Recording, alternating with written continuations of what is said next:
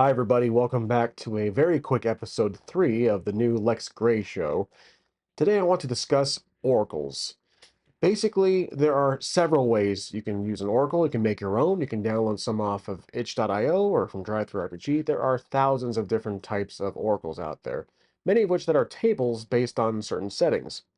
I, for one, use a different method from time to time, and that is tarot cards. So, tarot cards come in all different shapes and sizes. They are vastly in different types of appearances, texts, themes. Like you can have some based on ponies or werewolves or vampires. Even the Fallout game has its own tarot card deck. So this one I have here is, let me see here. It's basically the Outlander Oracle. Got this from a local bookstore not too long ago. I don't have a lot of Oracle decks myself. I have just probably a few that are scattered around my house here. But essentially, tarot cards can be used simply as an oracle if you have a question when you're playing an RPG solo. Surprise, surprise, that's what I do here on my channel. So I've talked about this before. This is just an update video to try to get, my new show into the algorithm. And if my other Oracle videos have got lost in the sea, then hopefully this one can find itself to some new viewers and my fellow subscribers. So as always, please feel free to subscribe, like, share, and comment, and take part in discussions so we can continue the conversation moving.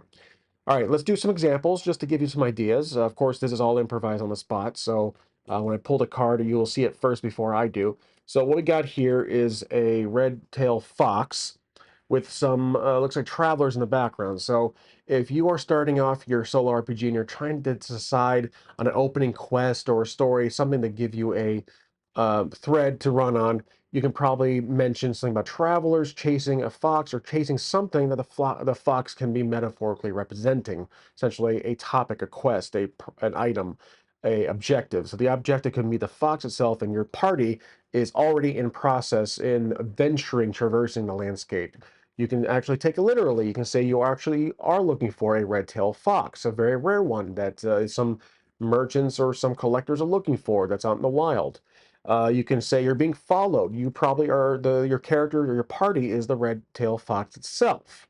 So again, several ways. You can look at the words and use it. You can look at the color of the card. But essentially, for me, I always focus in the middle. Either take it metaphorically or literally from what you're looking at. So that's the first card here. That's a pretty good one because it had multiple contexts inside of it, contextual items inside. Here's the next one. So we have industry. This can be location. If you're trying to think of a location for your character to start in or where something might be in a future tense of the story, you can say that it takes place in a shop because this is obviously industry. We're looking at something mechanical. If you're pulling this card out to answer a question, the most random thing possible, like what is your character doing? They're building something, or they're witnessing someone building something, or in the process of working on something. And again, that's another possibility. Let's do a few more cards here. So basically, you're looking at impulsiveness. You can take the text as it is, or you can look at the picture itself. It is a looks like a character on a horse, and I'm seeing the moon actually behind it. That doesn't look like to be the moon, but it's the shape of one, and it's white. If this was to be taken in context of starting a new quest, or if a character is approached by someone who's seeking help, maybe they lost someone, or they are being followed by someone on a horse, you can say maybe they're looking for a horse, or it is perhaps you're looking to rent a horse. Again, you can take it literally. Or the character approaching is having trouble taming something. Doesn't have to be the horse, it can just be, again, metaphorical. It's just trouble taming something, or they lost something due to a struggle they had. Again, so there are multiple passages you can take from these cards. Let's do one more. I'm assuming this is probably giving you some ideas at least, and just to show you how powerful tarot cards can be for solo RPGing. Obviously, tarot cards are used for a bunch of other things that are outside my knowledge base, but for me, tarot cards is used as an oracle. Home. This is quite straightforward. You can, again, start something, an adventure, literally at home or in, the hometown. You don't have to be inside your home per se. What if your character is homeless or they are in the shadows and home is not exactly readily available for them, but they are in a area that they're very familiar with. or they're trying to get home. They're trying to get to this location here. Or you can ignore the word home and just look at how that's kind of a house or a castle or the side of a structure. Again, if your character is trying to achieve something and you pull this card, maybe they're trying to climb a wall or they need to climb a wall. They climb something to achieve or to reach something. So I'm enjoying this. Let's do one more card here before I close the episode. Helplessness. This card can be really good for anything chaotic or anything that is a plot twist. So we have obviously two hands are tied, and if you notice, actually the hands are different. They actually have different wears on them. So perhaps this can be representing two characters that are binded by some kind of moral code, or it's marriage. You can look at the red twirls there on the sides, and maybe there's something amiss with this married couple you met, or uh, it is one person, both hands tied behind their back. They are struggling. They need help. They can't do much legally. Perhaps it's a political thriller. You're RPGing, solo RPGing, helplessness. The character is just helpless. Or this, if you pull this card for your character in an instant, if you're trying to start an adventure, your character is in prison. They are behind bars. They are on the stand in a courtroom. They're helpless here. So again, you're either the victim of circumstance or you are a plaintiff. Again, the other, you can do many things with the tarot cards. So those are some examples, 4 or 5 examples of just using tarot cards as guidance. You don't have to pull them out every moment in the game. You can just use them for when you have a brain fog moment. You need some guidance. You don't want to use tables per se. Oracles can really spice up your creativity because they are so vague.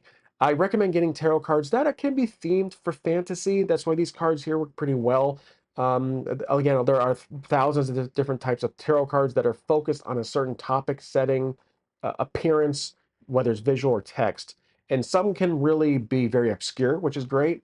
There might be some obscure things that are PG-13 plus, or cards that are very vague. Maybe they can be just a certain, uh, they can give you a head start, but at times, I think tarot cards can also be a head scratcher if you're not sure. Move on to the next card, or just think of something else.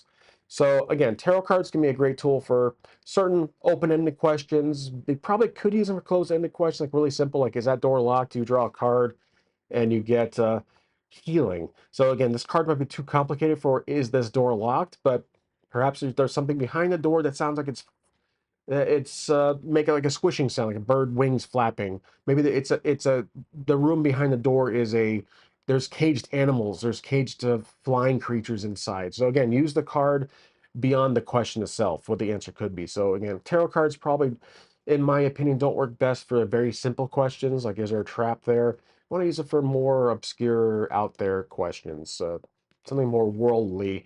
So again, I think tarot cards work great for trying to start a quest or trying to start a new adventure, some backstory for characters, maybe the surroundings, because these tarot cards have a lot of imagery in them. So they give you, like, this is in the woods. Maybe there is a character on top of a tree you're trying to look for, or that you see a character on top of just kind of reading a book in a tree and you're wondering who they are. Maybe it's a wood elf. So there you go. There's some tarot cards examples. My apologies, it's such a quick episode, but very simple topic. I recommend watching other videos on YouTube about tarot cards. But again, they're not hard to find. Bookstores, Barnes and Noble, tarot cards are pretty widely available. And hobby stores, obviously, I think might have tarot cards too.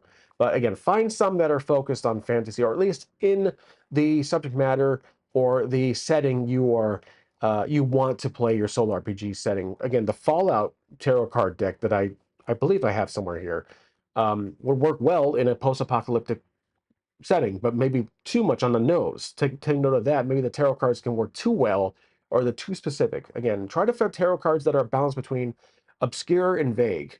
So you want to have that blend. You want to have the images you want them to have at least 1 or 2 different types of images on them. Text helps too, and make sure they're colorful, so it gives you ideas on a visual basis, on a visual clue on what you want your question to be answered with. So that's it for episode 3. I hope you guys enjoyed. As always, I will see you next time. Thank you for watching.